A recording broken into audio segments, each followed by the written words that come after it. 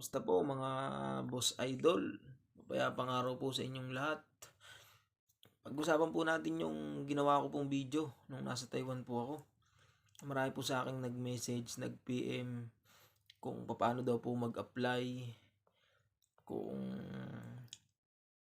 may age limit daw po ba, ano po bang requirements, tsaka ano pong agency ko sa Pilipinas noon pumunta akong Taiwan.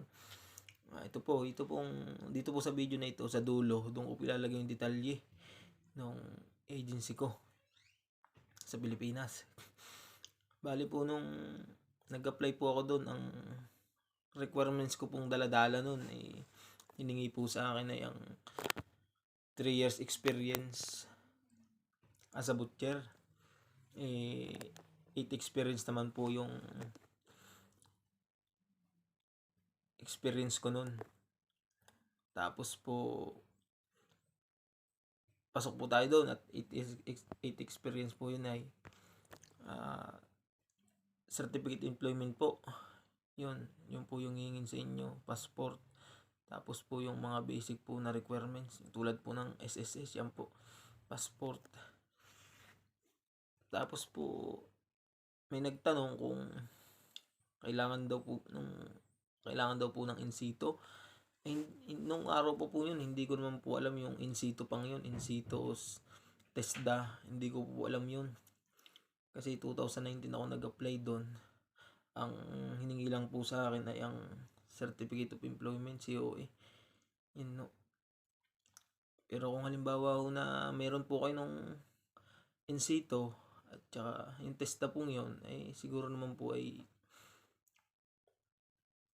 pwede nyo rin pong isubmit yun bilang katibayan po na may experience kayo as a butcher.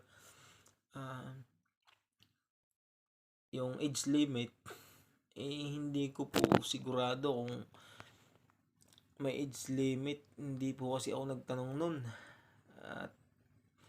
Pero malalaman nyo naman po yun kung halimbawa kung pumunta po kayo sa city employment, doon po sa agency, malalaman nyo po kung may age limit po o wala. Yun po. Doon po yung sa Malate, yung agency ko, City Employment Center sa Malate. Opo. Tapos po, salamat po pala doon sa mga nagme-message sa akin na ipagpatuloy ko daw po yung video, mag-video para sa ganun makapagbigay daw po ako ng idea sa mga tao. Salamat po sa inyo sa nagpapalakas po ng loob sa akin na gumawa po ng video na ito. Dahil totoo lang po talagang hindi po kasi marunong magawa ng ganitong video dahil ako po mahihayin sa personal po sa mga ganitong video. Salamat po sa inyo. Shoutout po sa mga followers ko, mga nagpa-follow po sa akin. Talagang pagpalain po kayo ng pong may kapal. Salamat po. Bali